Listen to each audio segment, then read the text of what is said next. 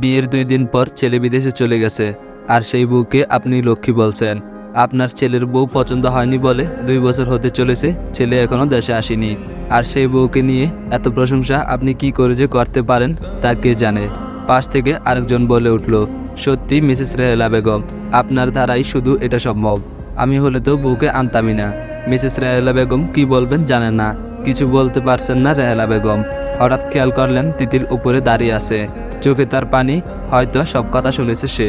সব কথায় রেহেলা বেগম কষ্ট পেলেও নিজেকে শক্ত করে নিয়ে বললেন, আপনাদের ডেকেছি এসব কথা শোনানোর জন্য নয়। এসব আমাদের পারিবারিক বিষয়, আমরাই দেখে নিব। এসব নিয়ে আপনাদের আলোচনা না করলেও চলবে। উত্তরে আরেকজন বললেন, এসব আপনাদের বিষয় তা তো আমরা জানি। নিহাত আপনি ওই মেয়ের এত প্রশংসা করছিলেন তাই বললাম আর কি।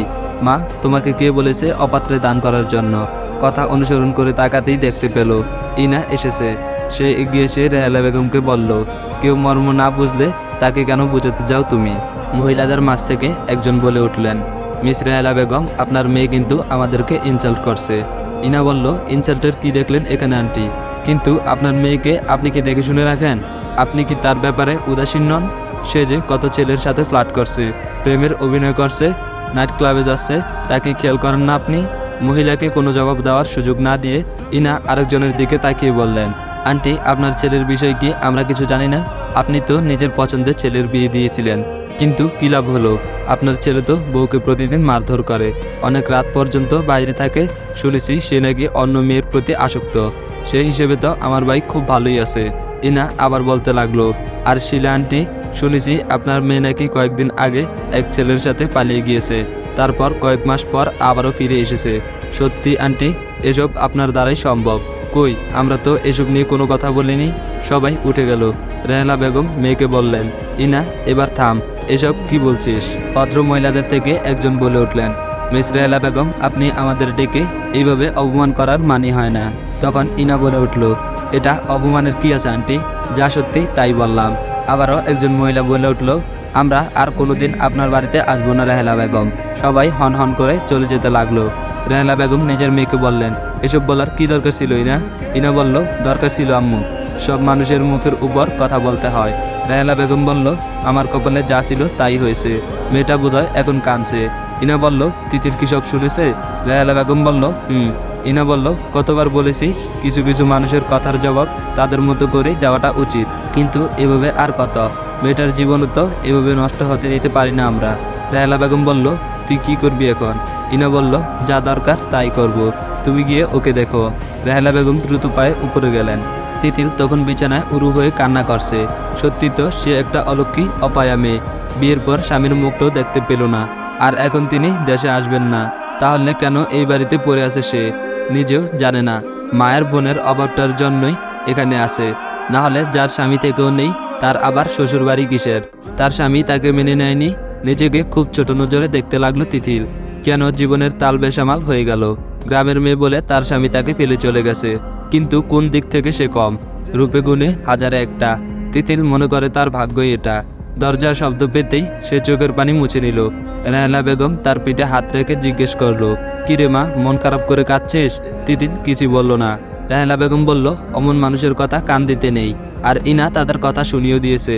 তিতিল বলল, আম্মা, আমি বাড়ি যাব। হঠাৎ তিতিলের মুখে এমন কথা শুনে খানিকটা অবাক হলেন রেহেলা বেগম। রেহেলা বেগম বলল, হঠাৎ বাড়িতে যাবি কেন? তিতিল বলল, আব্বাকে দেখতে মন চাইছে। রেহেলা বেগম কিছু বলল না। তিতিল বলল, আপনি না করবেন না আম্মা। রেহেলা বেগম বলল, তুই কি মন খারাপ নিয়ে এমন কথা বলছিস? তিতিল বলল, মন খারাপ করে বলবো কেন আম্মা, আমি কিছুদিন থেকেই চলে আসবো। রেহেলা বেগম আর কিছু বললেন না। তিতিল বলল, আপনি দয়া করে না করবেন না, আমার মনটা অনেক করে চাইছে বাড়িতে যেতে। গ্রামের আবহাওয়া হয়তো মনটাও ভালো হয়ে যাবে। রেহেলা বেগম বলল, আচ্ছা, ইনাকে বলে দেখি। তিতিল কিছুই বলল না। অফিসের ফাইল নিয়ে ইনা বসে আছে থম মেরে। শিবুকে কল দিবি কিনা তাই ভাবছে। তার জন্য একটা মেয়েকে সারা জীবন কষ্ট পেতে হবে তা ঠিক হবে না। তিতিলেরও একটা ভবিষ্যৎ আছে, মনে মনে যা করার প্রয়োজন তাই ভেবে নিয়েছে সে। হঠাৎ ফোনে কল আসতে ইনা অবাক হয়ে গেল। তাকিয়ে দেখে শিফু কল দিয়েছে। অনেকটা অবাক হয়েছে সে। 3 মাস হতে চলেছে সে কল দিচ্ছে না, এখন কল দিল কেন তাই ভাবছে ইনা। ভাবনা রেখে কল রিসিভ করলো। স্ক্রিনে শিফুর হাস্যোজ্জ্বল মুখটা ভেসে উঠল। শিফু বলল, আপু কেমন আছো? ইনা বলল, ভালো আছি, তুই কেমন আছিস? শিফু বলল, ভালো। রাগ করছো বুঝি এতদিন কল দিতে পারিনি বলে? ইনা মুখে মুচকি হাসি নিয়ে মাথায় না সুযোগ জানালো। শিফু বলল, জানি তুমি রাগ করছো। ইনা বলল, শিফু তোর সাথে আমার একটা কথা আছে। শিফু বলল, কি কথা আপু? ইনা বলল, তুই দেশে আয়, একটা জরুরি কাজ আছে। শিফু বলল, কি কাজ? ইনা বলল, তোর জন্য আরেকটা জীবন নষ্ট হোক তা আমরা কেউই চাই না। শিফু বলল, আরেকটা জীবন মানে? ইনা বলল, তিতিলের।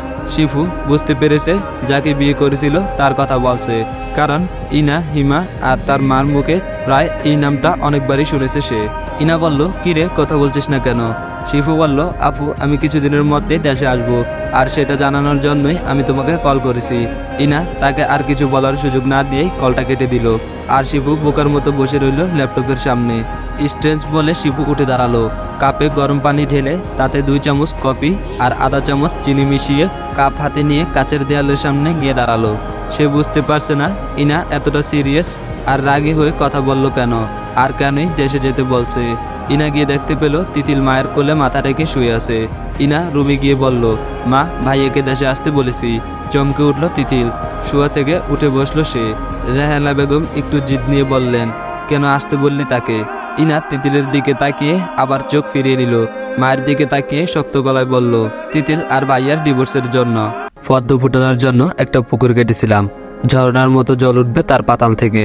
ভালোবেসে নিজের হাতে কেটেছি হাজার কুয়া মাটি, কিন্তু পাতাল ছিঁড়ে উঠে আসেনি স্বচ্ছ তোয়া নদী, দুকুল ছাপিয়ে উঠেনি স্বর্গীয় মদের ফেনা। দিন শেষে দেখি পদ্মের মিনালে শুধু মৃত্যু ফুটে আছে, মনমরা হয়ে বসে আছে তিতিল। নির্মূলেন দুগুণের কবিতাটা মনে মনে অনুরাচ্ছে সে। এটা তার কেমন জীবন সে বুঝতে পারছে না। শ্বাস নিয়ে পৃথিবীতে চলাফেরা করার নামই কি জীবন? যদি এর নাম জীবন না হয় তাহলে সে জীবিত থেকেও মৃত। এ জীবনের কোনো মানি হয় না নিজের কাছে। স্বামী হিসেবে শিপুকে বড্ড ভালোবেসে ফেলেছে সে। ভালোবাসা ছাড়া বেঁচে থাকবে কি করে সে? এখন তো নিশ্চিত হয়ে গেছে এই বাড়ি থেকে তার চলে যেতে হবে। এই মিথ্যে সম্পর্কটাও শেষ হয়ে যাবে একদিন। তখন কি করে জীবিত লাশ হয়ে এই দুনিয়াতে ঘুরে বেড়াবে সে? এই কেমন জীবন দিলে সৃষ্টিকর্তা? অভিমানী চোখ নিয়ে তিতিল মাথা উঁচু করে আকাশের দিকে তাকিয়ে আছে। ভেতরে চাপা একটা কষ্ট তাকে বিষাদের অতল সাগরের দিকে আস্তে আস্তে টেনে নিয়ে যাচ্ছে। এখন বুঝি নিঃশ্বাস আটকে সেই সাগরের জীবন ত্যাগ করতে হবে। পেছন থেকে এনা ডাকতেই সে মাথা নামিয়ে নিল। চোখের কোণে আসা নোনা পানিটা মুছে ফেলার ব্যর্থ চেষ্টা করলো সে। ইনা তাকে নিজের দিকে ঘুরিয়ে জিজ্ঞেস করলো, কাঁদছো কেন তুমি? তিতিল কিছুই বলছে না। ইনা বলল, তুমি কষ্ট পাচ্ছ আমি জানি। অন্য কেউ জানুক বা না জানুক, আমি জানি তুমি ভাইকে অনেক ভালোবেসে ফেলেছ। কিন্তু তিতিল, তুমি কি মনে করো তুমি এভাবে সুখে আছো? তিতিল, আমি বা মা কেউই চাই না তুমি কষ্টে থাকো। তোমারও একটা ভবিষ্যৎ আছে। আমার ভাইয়ের জন্য আমরা তোমার জীবন নষ্ট করতে পারবো না। আমি আর মা ভেবেছি তোমাকে অন্য জায়গায় বিয়ে দিব। একথা শুনে বুক চাপ দিয়ে উঠল তিতিলের। কষ্টে দম আটকে আসছে, ভেতরটা রু রু করছে। অন্তরের গভীরে কেউ যেন অনবরত আঘাতের উপর আঘাত করে তাকে নিশ্চেদ করে দিচ্ছে। চোখের বাঁধ ভেঙেছে তার। কি করে বলবো, এই মানুষটাকে ছাড়া কিছুই ভাবতে পারছি না আমি। বাঁচবো কি করে? আমি যে তোমার ভাইকে খুব করে চাই এনা আপু। মনে মনে আরো অনেক কিছু ভাবছে সে, কিন্তু মুখ ফুটে বলা হচ্ছে না তার। এনা বলল, তিতিল আমি জানি তুমি কষ্ট পাবে খুব, কিন্তু আস্তে আস্তে সব ঠিক হয়ে যাবে। আমরা যা করছি তোমার ভালোর জন্যই করছি তিতিল। বহু কষ্টে তিতিল বুক ছিঁড়ে বের করলো, আপু আমি বাড়ি যাব। ইনা বলল, হ্যাঁ মা বলল এটা, কিন্তু এখন বাড়ি যেয়ে কি করবে বলো তো? তিতিল কিছুই বলছে না। ইনা বলল, খুব যেতে ইচ্ছে করছে? তিতিল মুখে বলার মতো শক্তি পাচ্ছে না, তাই সে মাথায় জানালো। ইনা মুচকি হেসে তার গালে হাত রেখে বলল, ঠিক আছে, কালকে ড্রাইভারকে বলে দিব যেন তোমাকে গ্রামের বাড়িতে দিয়ে আসে। ইনা চলে যেতে তিতিল দপ করে নিচে বসে পড়লো। পা দুটি নিচের খুব কাছে এনে হাতে জড়িয়ে ধরলো। শামুকের মতো গুটিয়ে বসে তিতিল চাপা কান্নায় ভেঙে পড়লো। পরদিন গাড়িতে বসে প্রকৃতির অপার সৌন্দর্যের দিকে নির্বাক ভঙ্গিতে চেয়ে তিতিল কত কিছুই না ভাবছে। আম্মাকে, ইনা আপুকে, হিমাকে খুব মনে পড়ছে তার। আসার সময় তার শাশুড়ি তো কেঁদে দিয়েছেন, হিমা তো আসতেই দিচ্ছিল না। ইনা আপুও বলল তাড়াতাড়ি চলে যেতে ও বাড়িতে, কিন্তু আর তো সে যেতে চায় না। করুণ ভাগ্যের খেলায় সে হেরে গেছে আগেই। যা হবে শুধু তাই মেনে নিতে হবে তার। মুখ ফুটে দোষারোপ করবে কাকে, যেখানে উদ্ভিদের মূল শাখাটাই দুর্বল, নটবডে একেবারে ভিত্তিহীন। আমি আর চাইতে চাই না আম্মা, আপনার ছেলের সাথে ডিভোর্স আমার আজ না হোক কাল হবেই। আপনার ছেলের বুকে হয়তো এতদিনে কোনো সুন্দর রমণী তার শান্তির নিবাস স্থাপন করে ফেলেছে। আমি আর আপনার বাড়ি ফিরে যেতে চাই না। কি হবে ওই কৃত্রিম বাড়িতে গিয়ে, যেখানে সুখ নেই শান্তি নেই? আমি গ্রামেই থাকতে পারবো। আপনার ছেলের ডিভোর্স পেপারে সাইন করতে আমার খুব একটা আপত্তি হবে না, কিন্তু আমার মনের আহাজারি করুণ বিষাদের কান্না কি শুনতে পাবে না ও? একবারও কি ফিরে তাকাবে না এই বিষাদ সাগরের ডুবন্ত এই আমার দিকে? ড্রাইভার গাড়ি থামাতে তিতিল ব্যাগপত্র নিয়ে নেমে গেল। 5 মিনিটের রাস্তা পেরিয়ে সে বাড়ি ফিরল। সৎমা এগিয়ে এলো তাকে দেখে। সৎমা বলল, কিরে তিতিল, তুই আইবি, একবারও জানাইলি না? তিতিল বলল, সময় হয়ে উঠেনি খালা। সৎমা বলল, আয় ঘরে আয়, তোর বাপে এখনো আইছে না। তিতিল বলল, শান্ত কলি ওরা কই? সৎমা বলল, শান্ত কি ঘরে থাওয়ানোর সেরা? কই টই টুই করে ঘুরতাছে, আর কলি ঘরে আছে।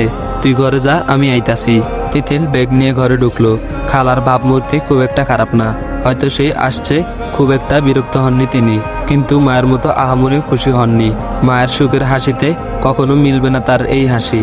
তিতিলের মা ছোটবেলায় মারা যান, অনেকদিন যক্ষা রোগে আর চিকিৎসাহীনতা নিয়ে মারা যান তিনি। তখন তিতিলের মোটামুটি বুঝ আছে। তার বাবা আবারও বিয়ে করেন, ঘরে সৎমা আসেন, ওনার গর্ভেও 2 সন্তানের জন্ম হয়, শান্ত আর কলি। সৎমায়ের প্রতি তার অনুভূতি কেমন তা না জানলেও শান্ত আর কলিকে নিজের ভাই বোনের মতো করে ভালোবাসে সে। কলিকে নিয়ে তিতিল ধান ক্ষেতের পাড়ে এসে বসে আছে। চারদিকে সবুজের বন্যা, ডালের শীষ দেখা দিতে শুরু করেছে, ফুলের কলির মতো উকি দিয়েছে।